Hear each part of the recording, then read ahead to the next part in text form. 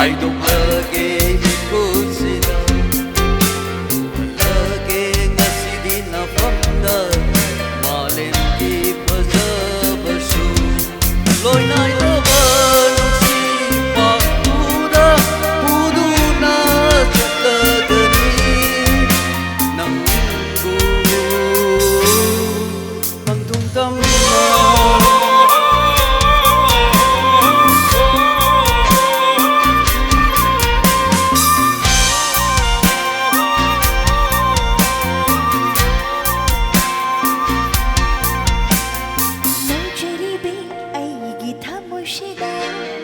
Faurukliba nanggi nungsibase Karang fongle sige da famda Ikay khanda bini hayra dara Naujiribi ay githamoy shida Faurukliba nanggi nungsibase Karang fongle sige da famda Ikay khanda bini hayra dara Anggunan na yung bay Musibin ng inuksibana Amoy na tumna Bensin ka rin Net na balik ko Singwal maapagod Ang dunat ng namba Ay ipunsisi Musibin ng inuksibana Amoy na tumna Bensin ka rin Net na balik ko Singwal maapagod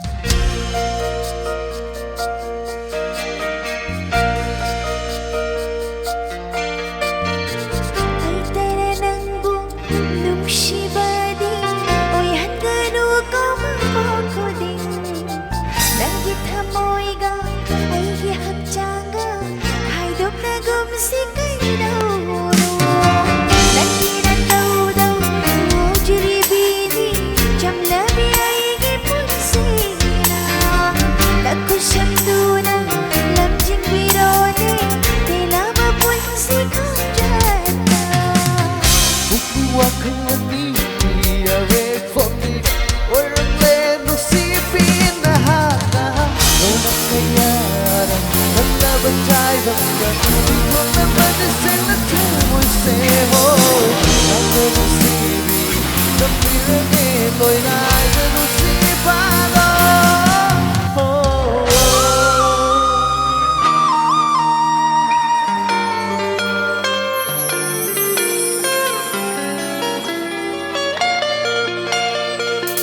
Lebat pun shikol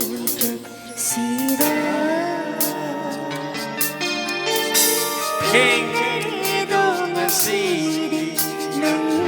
ay sige na pagka nagsiwa nagdagiwa ka kalinay kaunurin awa masu Yoning at pilit ang boyfriend nagsiwa